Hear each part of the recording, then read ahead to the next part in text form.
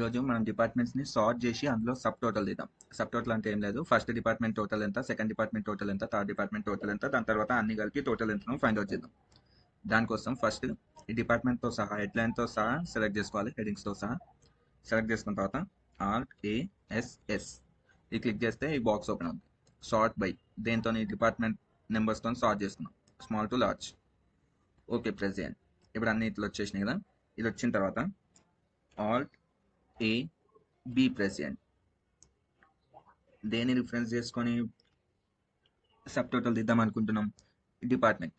First department తీసుకుందాం, తర్వాత ఏది టోటల్ చేద్దాం అనుకుంటున్నాం? శాలరీ. కాబట్టి శాలరీ. ఓకే ప్రెస్ చేయండి. ప్రెస్ చేస్తే ఇలా వస్తుంది. డిపార్ట్మెంట్ 1 ఒక టోటల్ 1,19,758, డిపార్ట్మెంట్ 2ది 95,542, డిపార్ట్మెంట్ 3ది 90,204, గ్రాండ్ టోటల్